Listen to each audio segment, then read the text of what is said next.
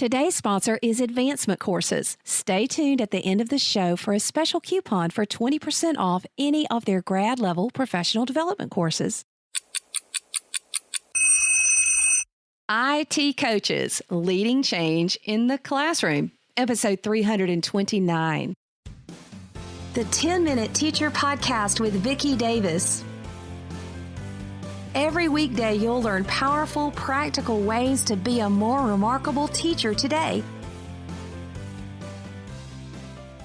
So today we're talking with Deb Ramm from Rhode Island about leading change. Now, Deb, you work with implementing lighthouse classrooms, but you've also recently moved into instructional technology. What kind of things did you have to do to shift from classroom teacher to instructional technology leader? How did that work for you? I think the change happened pretty organically. Being in a classroom for the past 20 years teaching the same grade gave me the comfort to really explore a lot of the EdTech tools and have the liberty to really explore that with my students and then just start to share that with colleagues. I think becoming a leader was one of the things that I worked at probably through doing a lot of the external pieces, like being a Fuse Fellow. We have this amazing fellowship in Rhode Island with the Highlander Institute that really works to develop leaders. Working with that group, I really found my tribe and I really worked to explore and expand myself in a leadership role in helping other teachers in other districts build their own blended learning capacities. So I think I developed myself as a leader through some of my external pieces. But how do you still keep your classroom focused? Because I'm sure you've seen it. Sometimes when people leave the classroom, they forget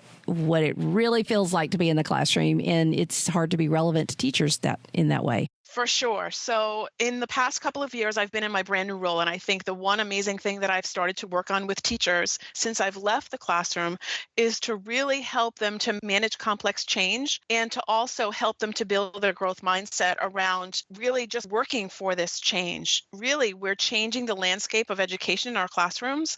And so we're moving from, being traditional teachers in a classroom to really moving toward that blended, what does that blended environment look like? And I think helping teachers to understand the vision and helping them to develop their skills and their competencies and providing them with some incentives and resources along with an action plan really helps to build in how they can manage that change and also how I can remain relevant in their classroom. So for them, what I do much of the time is to really either model lessons for them or to come in and work directly with their students and even offer them some kind of embedded supports within their classroom. And that helps me to see on a consistent level what they're doing in their classrooms and then how I can support them in that work so that I'm constantly having a leg into what's happening in the classrooms on a daily basis. Now, do you find that you need conversations around these? So when you do a model lesson, are you going to spend time ahead of time talking to the teacher about what they're trying to do? And then is there a time when you hand over the lesson to them? How does that work? Yeah, it's a very scaffolded approach. And so I really do build classroom cohorts so that we meet outside of the classroom as groups where we can really collaborate together and plan together. And then there's a lot of time where I can sit with each individual teacher and really build a more personalized coaching experience for them so that I can kind of elevate what they're doing in the classroom and celebrate what's happening with their students, and then just really challenge them to the next level so that they can see what's working really well and then consider that problem of practice and how they can kind of push themselves up from that point forward using blended learning and personalization within their own classrooms. Deb, have you ever made a mistake in trying to help someone change and thought, okay, that was a disaster. I'm never going to do that again? Yeah, and I think that's the really great learning piece of all of this. I think there's no one size fits all for the teachers that we work with. And I think really appreciating them for who they are and what they have to offer and helping them to see that they do have something to offer regardless of their desire to change. I think that teachers are pretty amazing people and we are resilient as a group. But I think when teachers are trying something new, we constantly see ourselves as being that sage on the stage and reaching out for help and trying to get support from other people is sometimes an awkward thing.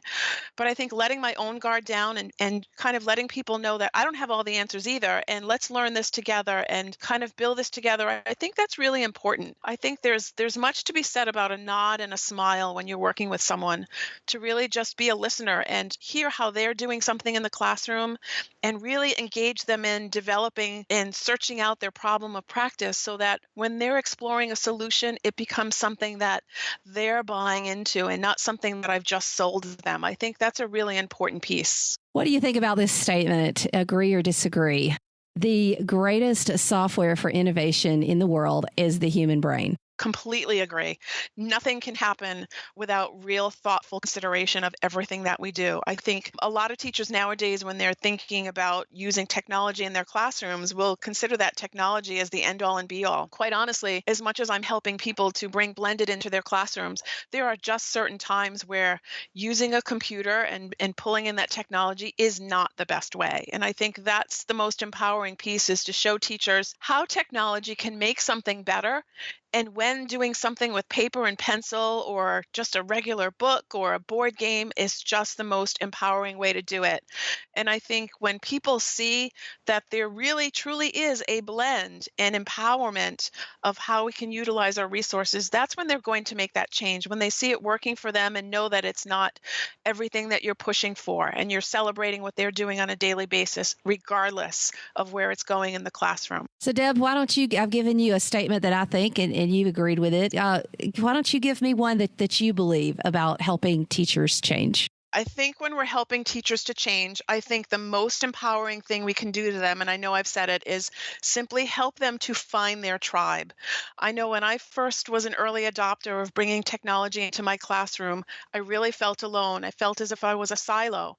And when you're practicing something and you're all alone in doing that, it is very hard to find people to share your ideas with so that they can question you in a valuable way and spur you on when you need to be uplifted, because we all know that using technology, we're going to have lots of instances where we fail. And for some people, failing is really a letdown. And for others, and the science-minded person in me says, failing is that first attempt in learning, that we really need to see failure as just a way to find the good in something and switch the bad and tweak it a little bit. And I think when you find your tribe, when you find the group of people that are going to celebrate the things in you that you are challenged yourself with, when you find that group of people who's willing to support you and give you some of that helpful hint or little suggestions, that's how you're going to excel. So I say to people, come out of your silo, find the people that you can work with and that can push you on, and find the people who are going to elevate and celebrate what you are doing in and out of the classroom, because doing it alone is never going to push you or anything else forward. In order to scale and replicate this, you need to share it, and share it with people who are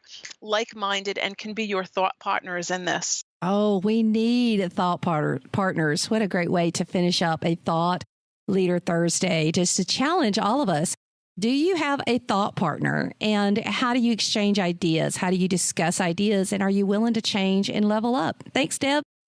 Need some great professional development? Today's sponsor, Advancement Courses, has more than 200 graduate-level online professional development courses for K-12 teachers. You can take these courses for continuing education, salary advancement, or recertification. And these courses have us teachers developing tangible resources to use in our classrooms immediately. Go now to advancementcourses.com/coolcat and use the code COOL20 at checkout to get 20% off any course. With this coupon, a 3 grad credit course is only $359. So go to advancementcourses.com/coolcat to learn more and use the coupon code COOL20. Never stop learning. Thank you for listening to the 10-Minute Teacher Podcast. You can download the show notes and see the archive at coolcatteacher.com/podcast. Never stop learning.